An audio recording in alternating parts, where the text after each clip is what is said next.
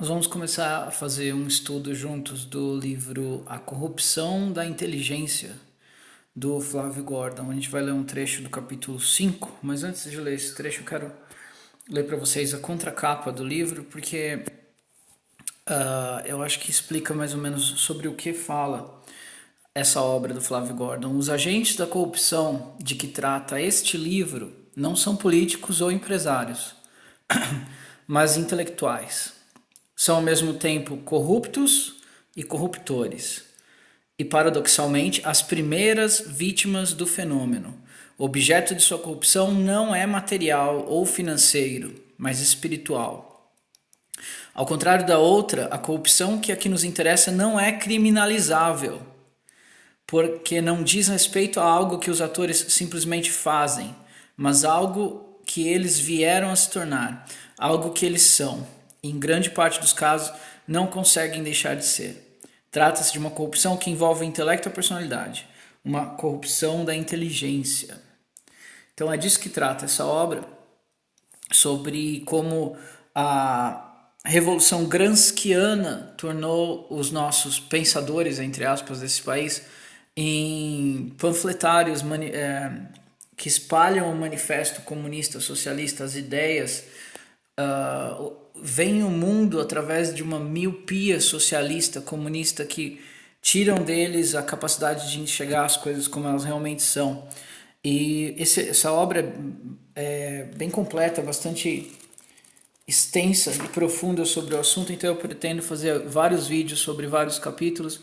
Começar com esse trecho que eu achei bastante interessante e bastante emblemático do que trata, do que ocorreu com a classe jornalística no Brasil, com os artistas, com os professores universitários, professores estaduais e até mesmo com professores do ensino fundamental que venderam a alma ao socialismo e comunismo, que enxergam o mundo através de uma visão esquerdista. Vamos começar. O leitor brasileiro que se informa pelos grandes jornais vê-se na condição de Sancho Panza, seguindo fielmente o cavaleiro da triste figura em sua interpretação delirante do mundo.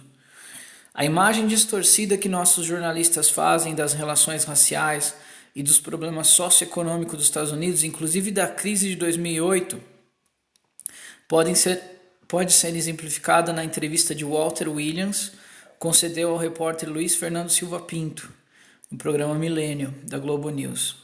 Silva Pinto, com a mentalidade formada pelos habituais estereótipos, preconceitos e vícios de raciocínio da esquerda nacional, não soube bem como lidar com o liberal puro-sangue, do porte de Williams, uma categoria de intelectual praticamente inexistente no Brasil.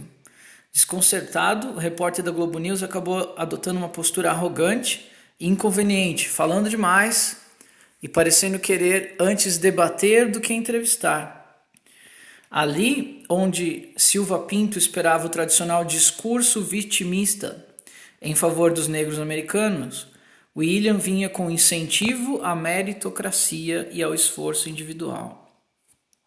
Enquanto aquele fazia uma defesa do sistema de cotas e demais ações afirmativas, o Williams, criticava-os de maneira incisiva, considerando-os como um insulto aos negros.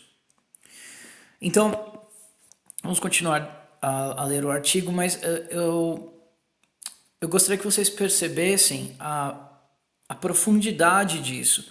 O sistema de cotas universitárias, seja no concurso público, seja em emprego, seja o que for, ele é uma ofensa, um insulto aos negros, porque de certa forma ele está dizendo: vocês não são capazes de conseguir sem uma vaga especial para vocês, é isso que ele está dizendo. E alguém vai dizer para mim: mas é porque os negros são mais pobres, daí eles não tiveram um bom preparo, não fizeram um cursinho, não tiveram acesso aos livros que os brancos tiveram. Mas a questão é que no Brasil, por exemplo, nos Estados Unidos, em todos os lugares, não é uma questão racial, é uma questão social. Existem pessoas pobres que realmente não têm acesso alguns bens e serviços que as mais ricas têm.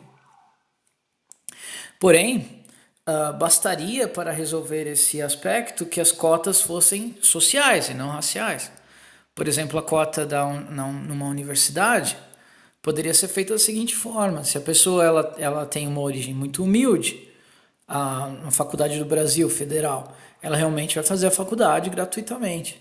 E daí, conforme vão passando degraus, e não precisam ser poucos, podem ser 10, 15 degraus de rendimento familiar, ela vai pagando de R$ 100, se puder pagar 100, 200, 300, 400, 1.000, 2.000, 3.000, 5.000, conforme a capacidade de pagar da família. Conforme um milionário pagaria, sei lá, R$ 5.000 pelo curso. Agora, alguém de uma família humilde faz de graça. Alguém de uma família classe média paga R$ 300, R$ 400. E assim por diante. Então vamos lá. Insulto aos negros. Quando Silva Pinto defendia regulações e proteções estatais, Williams rogava pelo fim do estado de dependência por parte da população negra. Se o entrevistador culpava o livre mercado pela crise de 2008, Williams corrigia-o, mostrando que a culpa fora do governo. Mas o que realmente parece ter escandalizado o jornalista foi o fato de Williams, sendo negro, não compartilhar seu entusiasmo pela eleição de Barack Obama, em relação a quem a imprensa brasileira tem se comportado, naquela época, como uma jovem tiete diante de um ídolo pop. No artigo de apresentação da entrevista, significativamente intitulado A Arte de Praticar Esgrima com o Muro, a falta de senso crítico de Silva Pinto revelou-se ainda mais aguda, diz ele. A entrevista foi intensa, não simpática, escreveu o repórter.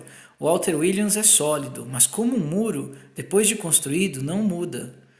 Como se o objetivo de uma entrevista fosse mudar a opinião do entrevistado. Você vai entrevistar o Tom Cruise sobre um filme, e aí, você gostou do filme? Ah, gostei, foi um bom filme. Não foi horrível. Quer dizer, desde quando o objetivo de uma entrevista é você mudar a opinião do entrevistado sobre o que quer que seja?